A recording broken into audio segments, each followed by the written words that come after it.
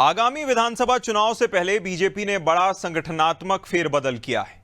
राष्ट्रीय अध्यक्ष नितिन नबीन ने उत्तर प्रदेश, पंजाब और गुजरात के लिए नए प्रभारी नियुक्त किए हैं। सबसे अहम फैसला यूपी को लेकर लिया गया है, जहां बिहार चुनाव में संगठन संभाल चुके राष्ट्रीय महामंत्री विनोद तावड़े को यूपी का प्रभारी बनाया गया है। साथ ही जगदीश ईश्वर भाई पटेल को यूपी का सह प्रभारी नियुक्त किया गया है।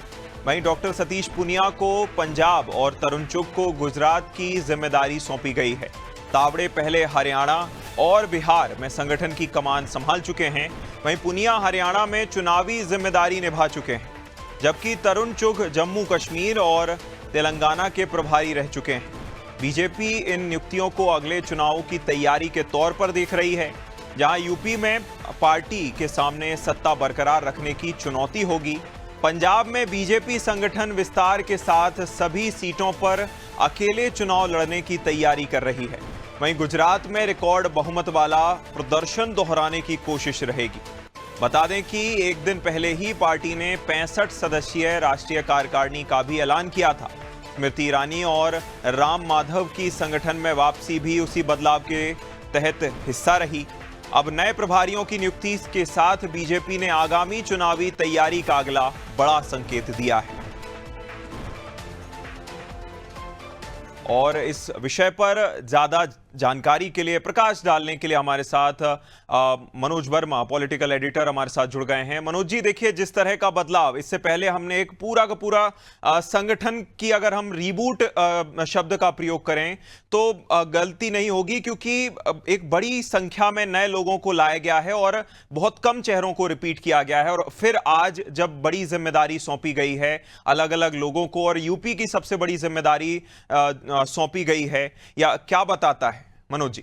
देखिए, निश्चित तौर पर बीजेपी एक ऐसा संगठन है जो समय समय पे अपने संगठन को नए चेहरों के साथ उनको रिचार्ज करता रहता है, और पुराने जो चेहरे हैं उनको अलग अलग जगह पे सेवा लेता है। जो आपने जिक्र किया, तो हमने देखा जो महामंत्री बनाए गए हैं नए, उनमें से केवल 2 ऐसे हैं, विनोद तावड़े और सुनील बंसल, जिनको रिपीट किया गया है। बाकी सारे नए चेहरों को शामिल किया गया है। विनोद तावड़े राज्यसभा से सांसद हैं और बीजेपी के पहले भी राष्ट्रीय महासचिव रह चुके हैं। संगठन का उनको जानकार आदमी माना जाता है। और चूंकि उत्तर प्रदेश में अब 2027 में चुनाव हैं, ज़्यादा वक्त बचा नहीं है, क्योंकि अगस्त का महीना अब ख़त्म होने वाला है। 6 महीने के अंदर वहाँ चुनाव होना है।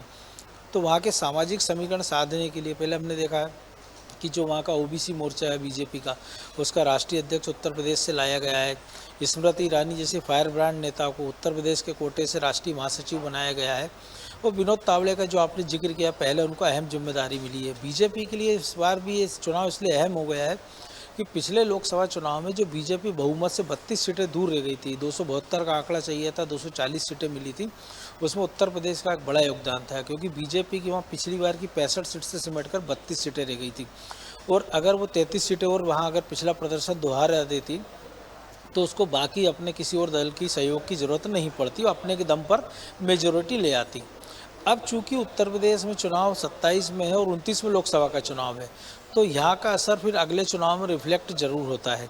पिछली बार हमने देखा था कि 17 के चुनाव में बीजेपी ने 325 से ज़्यादा सीटें विधानसभा की जीती थी और 73 सीटें लोकसभा की जीती थी। बाद में हमने देखा कि वो ग्राफ, चूँकि बसपा सपा मिलकर लड़े, 65 सीटें बीजेपी को इसके बाद भी मिली थी।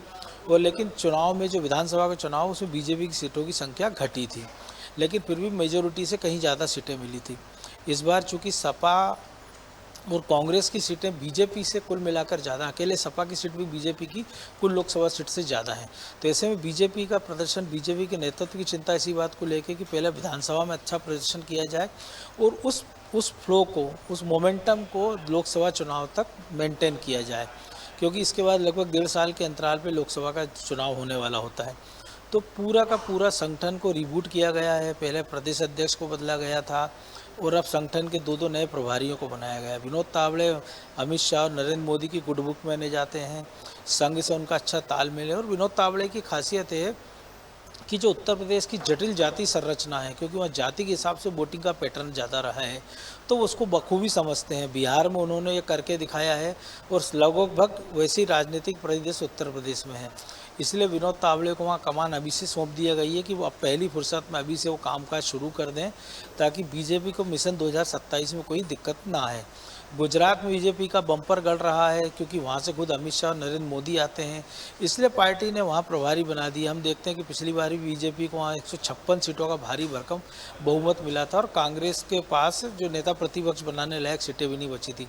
पंजाब एक ऐसी जगह है जहाँ बीजेपी का पूरा फोकस है, क्योंकि अभी तक बीजेपी के लिए उत्तर प्रदेश भी असाध्य दुर्ग माना जाता था, लेकिन बीजेपी ने बम्पर मेजोरिटी के साथ उसको भेज दिया है। अब नजरें पंजाब में, क्योंकि आम आदमी पार्टी के 8 सवा सांसद जो बीजेपी में शामिल हुए हैं, उनमें से एक को बीजेपी ने एक बड़ी जिम्मेदारी सौंपी है। इसके साथ ही अब केंद्रीय मंत्रिमंडल में फेरबदल की चर्चा है। तो माना जा रहा है कि कई सारे जो पंजाब के जो चेहरे, जैसे रवनीत बिट्टू पिछली बार सांसद थे, इस बार उनको टिकट नहीं दिया गया था, उनको विधानसभा में भेजा गया है। आम आदमी पार्टी से आए कई सारे लोगों की नज़र इस बात पर है कि शायद उनको केंद्रीय मंत्रिमंडल में स्थान मिले, जिसमें राघव चड्ढा एक बड़ा चेहरा है। इसके साथ ही हमने देखा है कि बीजेपी ने पंजाब से भी एक महामंत्री बनाया है। तो कुल मिला के अब पूरा फोकस अब 3 राज्यों पर है बीजेपी का, और उसके बाद इन 3 राज्यों के से निपटते ही वो अगले जो 5 राज्यों में चुनाव है उसकी तैयारियों में जुट जाएगी। बिल्कुल, कहीं ना कहीं जिस तरह से संगठन में फेरबदल हमने देखे, तो ये तो कहीं ना कहीं संकेत मिलता है कि भाजपा ने आगामी जिस तरह की चुनौतियां भाजपा फेस कर रही है उसको लेकर गियर बदलने शुरू कर दिए हैं। मनोज जी, तमाम जानकारी के लिए बहुत शुक्रिया।